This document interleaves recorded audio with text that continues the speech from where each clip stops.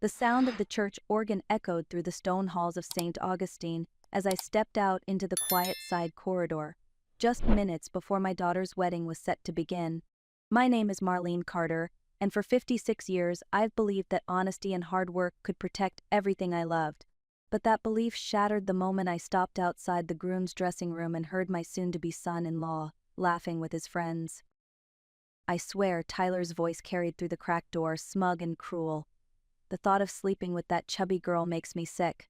But hey, her mom owns half the town. I'll put up with it for the orchard. Their laughter rolled out like thunder. I froze, clutching the small gold locket Grace gave me when she was 6. My throat tightened. My daughter was marrying a man who saw her as nothing but a paycheck. And in that instant, I knew this wedding would not end as he planned. Grace Carter had always been my reason for everything. When her father passed away 15 years ago, I'd poured every ounce of my strength into raising her and keeping our family's orchard, Willow Creek, alive. That land wasn't just property, it was generations of sweat, prayers, and faith. Every mango tree, every worker who greeted me at sunrise, carried a piece of our story. In Cedar Ridge, people knew us by name. They bought our fruit, came to our harvest festivals, and said I'd done right by my late husband. Grace grew up running barefoot between the rows of trees, her laughter blending with the summer wind. She was shy, gentle, always believing the best in people, a heart too pure for the kind of deceit I had just overheard. And now, as I stood in that hallway, those same walls that once echoed with love felt like they were closing in. My daughter's happiness and our legacy were both hanging by a thread. I should have walked away. I should have turned and pretended I hadn't heard a thing. But something deep inside me, maybe the same instinct that once woke me when Grace cried as a baby, kept me frozen there, listening. Through the narrow gap in the door, Tyler's voice was unmistakable. "If it weren't for the orchard, do you think I'd even look at her?" he said, his tone dripping with mockery. One of his groomsmen snorted. "At least you're securing the mother-in-law's fortune. That place could be worth millions." They all laughed, the kind of cruel, careless laughter that stings the air. I could picture their polished shoes, their tuxedos, their champagne glasses clinking as they made a joke out of my daughter's life. Grace, my sweet, trusting girl, was sitting in the bridal suite just down the hall, smiling at the mirror, thinking she'd found love. And here he was, her future husband, spitting venom behind her back. My knees weakened, and I pressed my palm against the cold wall for balance. The organ music swelled again, muffling the sound of their laughter. I clutched the locket so tightly it left a mark on my skin. The truth was a blade, and I had no idea how deep it was about to cut. As I stepped back from that door, the weight of what I'd heard settled on me like a stone. My first instinct was to burst into the room and expose him for the fraud he was, to tear the mask right off his smug face. But then I pictured Grace, radiant and trembling in her wedding dress, waiting for her cue to walk down the aisle. She loved him. She believed every word he'd ever whispered. If I ruined it now, in front of everyone, she would think I was acting out of jealousy or control. And once a mother loses her daughter's trust, no truth can reach her heart. I took a deep breath, the kind that burns on the way out, and told myself I had to stay calm for her sake. There would be a moment, I decided, a private moment before she said I do. That's when I would tell her everything, no matter how much it broke her heart. When I entered the bridal suite, the sight nearly broke me. Grace sat before the mirror in her white gown, the morning light turning her veil into a halo. Her eyes sparkled, unaware of the storm waiting outside that door. Zoe, her best friend since high school, was fixing the lace along her shoulders and humming softly. I waited until the makeup artist left, then quietly closed the door. "Sweetheart," I began, my voice trembling, "I need to talk to you alone." Grace turned, smiling. "What's wrong, Mom? You look pale." "I just heard something about Tyler." Her expression faltered, confusion replacing joy. I forced myself to speak. "He called you names, Grace." "Cruel names. He said he's only marrying you for Willow Creek for our money." Grace's eyes widened, her lips trembling. Before she could respond, Zoe stepped between us. "Mrs. Carter," she said sharply, "this is her wedding day. Don't ruin it with some misunderstanding. Tyler adores Grace." But I saw something in Zoe's eyes then, something cold, something that didn't fit her kind tone. Grace looked from her to me, tears welling. "Mom, please. Not today." And just like that, the truth I carried fell on deaf ears. The bells began to ring, solemn and steady, echoing through the old church walls. I stood there, numb, as the bridesmaids rushed in, adjusting veils and flowers, filling the room with laughter that sounded painfully out of place. Grace wiped her eyes, forcing a smile. "Let's just get through this, Mom," she whispered, and before I could say another word she was gone, carried by tradition and hope. From my seat in the front row, everything blurred: the organ, the vows, the guests leaning in with admiration. My daughter's smile looked perfect, but I knew it was built on lies. Tyler stood tall beside her, his hand steady, his grin charming. No one could see the monster beneath the polished surface. When the priest said, "You may kiss the bride," I felt my stomach twist. Everyone clapped, but I couldn't move. I had just witnessed a beautiful tragedy begin. The reception glowed under strings of golden lights, laughter floating through the evening air. Guests toasted, danced, and called it the happiest day of Grace's life. I stood near the back, a glass of untouched champagne in my hand, watching Tyler glide from table to table, charming everyone with practiced ease. No one saw what I had seen. No one heard what I had heard. A week later, whispers began to spread through Cedar Ridge. Marlene Carter tried to ruin her daughter's wedding, they said. She couldn't let go. At the market, women I'd known for years turned their backs as I passed. It was as if I had become the villain in my own story. I wanted to shout the truth, but I stayed silent. Let them think what they wanted. I knew patience would be my weapon. The truth, I promised myself, would surface soon enough. A few days later, I drove to Grace's new home, a neat little house on the edge of town. I told myself it was just to check in, to see how she was settling, but my heart knew better. Something inside me was restless, uneasy. When she opened the door, her smile was polite but distant. "Mom, I wish you'd called first," she said softly. Behind her, I could see Tyler sitting at a desk covered with documents, neat stacks of paper, folders, pens lined up perfectly. "What's all this?" I asked, trying to keep my tone casual. "Oh, just business stuff," Tyler said, flashing that same easy smile. "Grace is helping me sign a few things for the company. Routine paperwork." But as I stepped closer, my eyes caught the bold words printed across one page: power of attorney, collateral agreement, pledge of assets, and beneath it, the name Willow Creek Orchard appeared again and again. Grace didn't seem to notice. She signed quickly, trusting, her pen gliding across the pages. A chill ran through me, slow and cold. He wasn't just using her heart anymore, he was after our land, our legacy. And I realized, right then, that silence could destroy everything my family had built. When Grace excused herself to the bathroom, I felt my pulse quicken.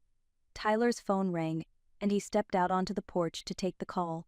For the first time, the room was empty.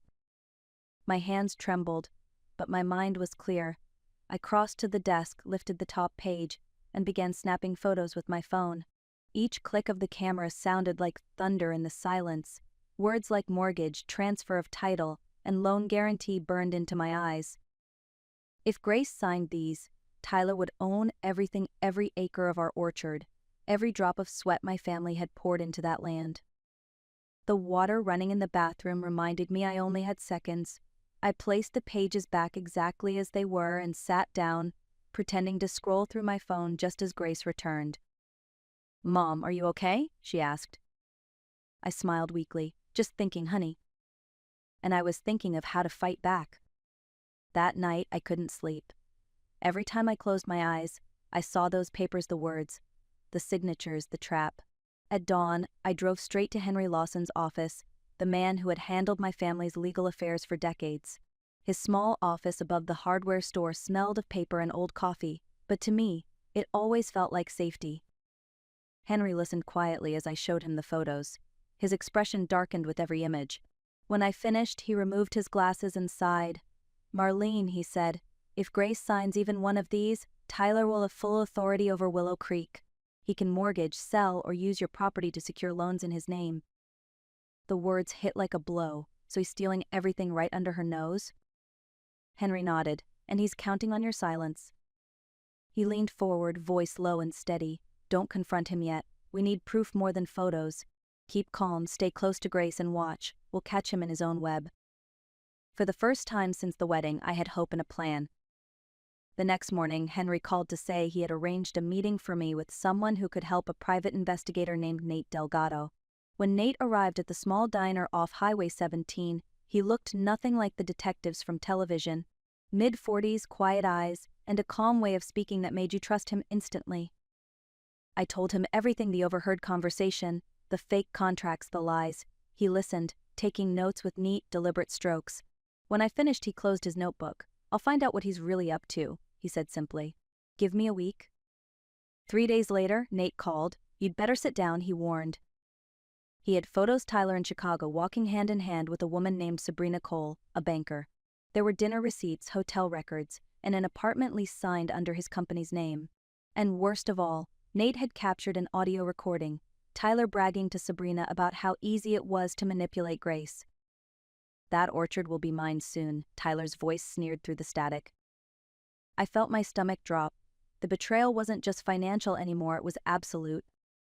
But now, I had what I needed, the truth. Nate wasn't finished. "There's one more person you should meet," he said. Tyler's older brother, Mason Brooks. They haven't spoken in years. According to Nate, Mason had once been Tyler's business partner. Tyler had drained their joint savings and vanished, leaving Mason bankrupt and their parents devastated. If anyone knew what Tyler was capable of, it was him. I found Mason in a dim bar on the edge of Cedar Ridge. The air smelled of cheap whiskey and regret. He looked up from his glass as I approached. "You here to defend him?" he asked bitterly. "No," I said, placing an envelope on the table. "I'm here because he's trying to destroy my daughter." Inside were the photos and the recording Nate had gathered. Mason studied each one, his jaw tightening. When Tyler's voice came through the speaker, dripping with arrogance, Mason slammed his fist against the table. "That snake never changes," he muttered. "He ruined our family once. Maybe it's time someone stopped him." He met my eyes, and for the first time there was no hesitation. "I'll testify," he said firmly. "I'll tell the court exactly who my brother is." And just like that, an unexpected ally joined my fight. From that day forward, everything moved fast. Henry began piecing together the evidence: bank transfers, forged contracts, hidden accounts tied to Sabrina's bank. Nate traced every transaction, linking Tyler's company to loans taken out in Grace's name. Mason provided written testimony detailing how Tyler had scammed their family before. Every night I sat at my kitchen table, surrounded by papers and notes, the old brass lamp casting long shadows. My nerves were frayed, but my purpose had never been clearer. I wasn't just protecting land, I was protecting my daughter from losing herself to a lie. Henry's voice on the phone was steady. "We're ready to file, Marlene. Fraud, embezzlement, and breach of trust. But I need you to stay composed. Tyler must not suspect a thing." I promised I would. In my heart, though, I felt the storm gathering. For months he had smiled in my face while plotting behind my back. Now it was my turn to make him face the truth in court. The courtroom was packed that morning. Farmers from Cedar Ridge, old neighbors, even the women who once whispered behind my back, all of them came to see the truth unfold. I sat beside Henry, my palms cold, my heart pounding like a drum. Across the room, Tyler arrived in a tailored suit, flashing that same charming grin he'd always worn. But his eyes darted nervously toward me, as if he already sensed the ground shifting beneath him. The judge called the case State of Iowa versus Tyler Brooks. Henry stood first, his voice calm but firm. He laid out the timeline, the forged contracts, the fraudulent loans. Every word was steady, factual, devastating. Then came the recording. Tyler's own voice filled the courtroom. "That orchard will be mine soon." The old lady's too proud to see it coming. The room fell silent. The only sound was the soft gasp that escaped Grace's lips as tears welled in her eyes. When Mason took the stand, his testimony cut deeper than any lawyer's argument. He told the court how Tyler had stolen from his own blood, how their father's heart had failed under the shame. Tyler's calm facade cracked. "He's lying," he shouted, rising to his feet. But the judge's gavel struck hard. Henry ended with quiet resolve. "Your Honor, this isn't just fraud. It's betrayal of family, of trust, of decency." The judge nodded gravely, and as Tyler sat back down, his confidence drained, I finally saw it, the face of a man cornered by his own lies. When Henry finished, the judge turned to Grace. "Mrs. Brooks," he said gently, "do you wish to say anything before I deliver my ruling?" Grace stood slowly. Her hands shook as she pressed them to the edge of the wooden bench for balance. For a moment, she looked so small, so fragile, the same little girl who once hid behind my legs during thunderstorms. But then she lifted her chin, and her voice, though trembling, carried through the courtroom. "I was blind," she said softly. "I believed every word he told me. I thought love meant trust no matter what. But love built on lies isn't love at all. I was deceived, Your Honor. And today, I want my freedom back." The room was silent. Even Tyler froze. Grace turned to me, her eyes glistening with tears. "Mom," she whispered, "I'm sorry I didn't believe you." I stood and reached for her hand, my own shaking. "You believed in him once, sweetheart. Now believe in yourself." And for the first time in months, I saw my daughter stand tall, free, and unafraid. The verdict came quickly. Tyler Brooks was found guilty of organized fraud and sentenced to 7 years in state prison. His partner, Sabrina Cole, faced charges of complicity and was banned from working in finance. When the officers placed cuffs on Tyler's wrists, he tried to meet Grace's eyes, but she wouldn't look at him. That single act of silence was louder than any revenge could ever be. Outside the courthouse, sunlight spilled across the steps. Grace stood beside me, pale but calm, her hand clutching mine. "It's over," she whispered. I nodded, though I knew healing would take time. Weeks later, she came home to Willow Creek. The first morning, I found her in the orchard just after dawn, barefoot on the damp grass, breathing in the scent of mango blossoms. "It smells like home," she said, smiling faintly. She spent the following days learning every corner of the business, checking invoices, meeting workers, taking notes with quiet determination. I watched her from the porch, proud beyond words. The girl who once doubted her worth now walked the fields with confidence.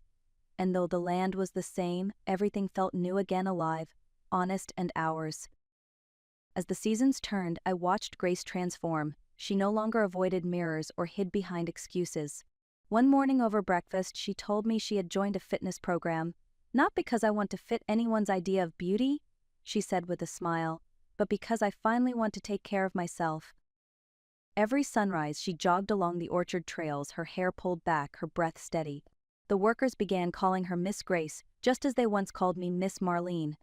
Watching her grow stronger each day felt like witnessing the orchard bloom again after a harsh winter.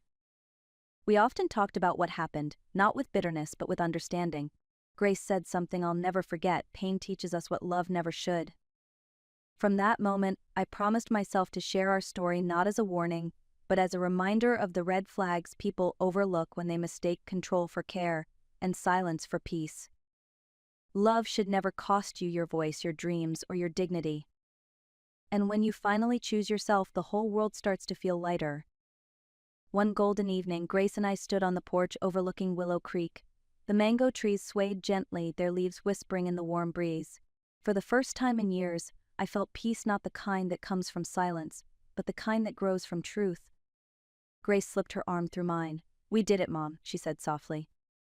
I smiled. "No, sweetheart, you did it. You found your strength." The sweetest revenge wasn't seeing Tyler fall, it was seeing my daughter rise. If our story touched you, tell me where you're watching from, share it with someone who needs courage today, and remember, truth always finds its way home.